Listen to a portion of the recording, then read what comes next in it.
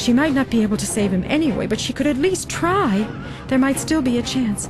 "Please help me," she thought, placing her hand on the jar that Marc had glued together with such great care. "If there are any good powers here, please help me conquer the evil spirit." "Lawrence Hudson!" The name suddenly popped out of Lisa's mouth. Yet she had the strangest feeling they were someone else's words. Adani had just lifted his leg to give the door one last massive blow, but he stopped in mid-movement. His leg sank back to the floor, and he just stood there waiting. The piece of paper slipped from Lisa's hand and sailed to the floor. It didn't matter. All of a sudden she knew exactly what to say. "I, Andy Woods, demand that you return to your dark confinement. You know that I have power over you. You know that I can force you. Obey me now." "Return to the jar. Inato intra amphora."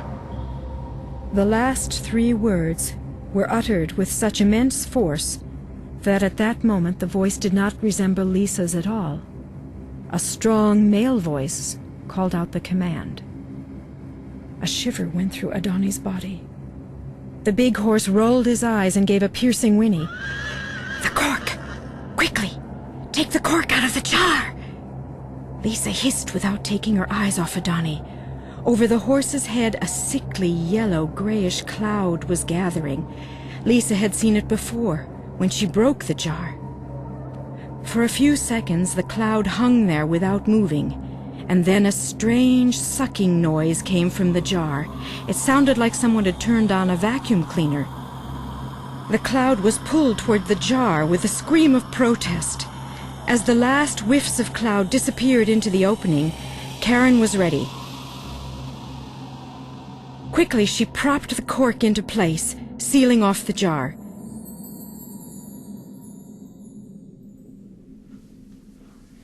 The 2 friends sank down on the floor, jar between them. They looked at each other, overwhelmed by what just had happened. "You did it!" Karen bellowed at last. "You conquered the evil, and Andy Woods helped you!" Lisa just nodded. She couldn't find the strength to speak. Tinto came to her, nuzzling her hair with his muzzle, as if to ask why she was just sitting there instead of petting him. Lisa lifted her trembling hand and stroked his soft nose, trying to understand that the nightmare was finally over.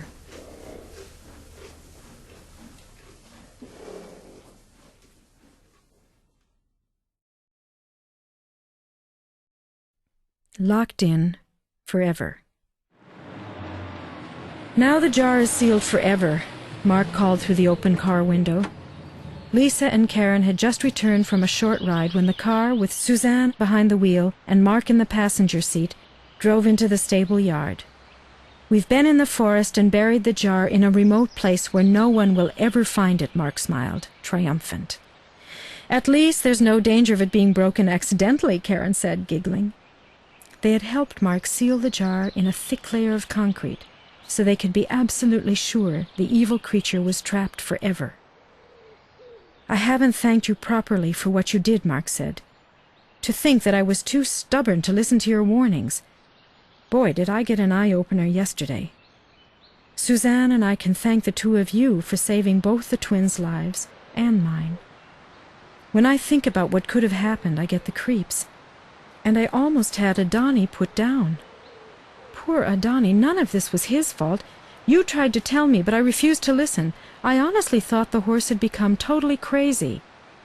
Speaking of crazy, I really thought you had lost it completely when you tore out of the stable yesterday, as if you had a pack of hungry wolves at your heels," Karen said, nudging Lisa. "Marc must have thought the same thing when I came storming into his house, demanding to see his uncle's papers," Lisa said, giving Marc a smile. "But he took it in his stride and let me go through all the things he had found in his uncle's desk. And he also gave me the jar. And among those papers you found the old man's diary.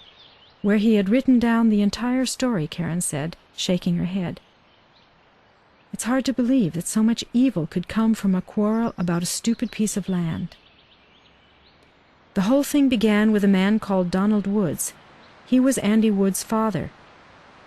Donald Woods and his neighbor Lawrence Hudson disagreed about which of them owned a small field on the borders of their farms.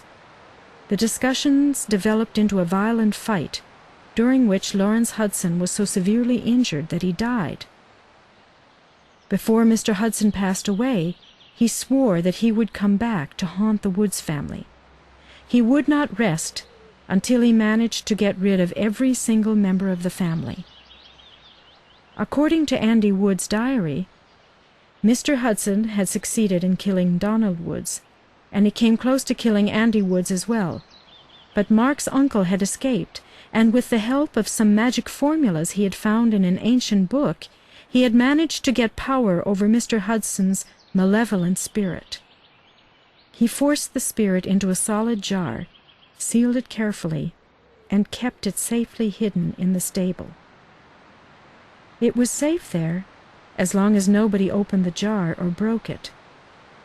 Lisa shuddered at the thought of the horrible yellow-grayish cloud of pure evil. But all that was over now. And even though she would probably have nightmares for a while, they would pass in time, and she would be able to put it all behind her. Suzanne and Marc walked back to their house, where the twins and Suzanne's mother were waiting. Tenderly, Lisa scratched Tinto's forehead. "We're going to have lots of nice rides together, you and I and Karen and Raven," she said softly to the horse. "And soon you'll be moving to your new stall in the cozy old stable. You're going to love it there, I promise." Lisa rested her head against the warm, solid body of the horse. A wonderful sensation of peace flooded through her. It was really true. The evil spirit was gone forever. They had won. This place was safe now. Perfectly safe. Trapped in darkness again, without my revenge. I was so close. That interfering girl. She found the formula, ruined everything. They think they have beaten me now. But they shouldn't feel too safe. Someday someone will come, and I will be ready. Until then, I just have to stay here, biding my time, biding my time.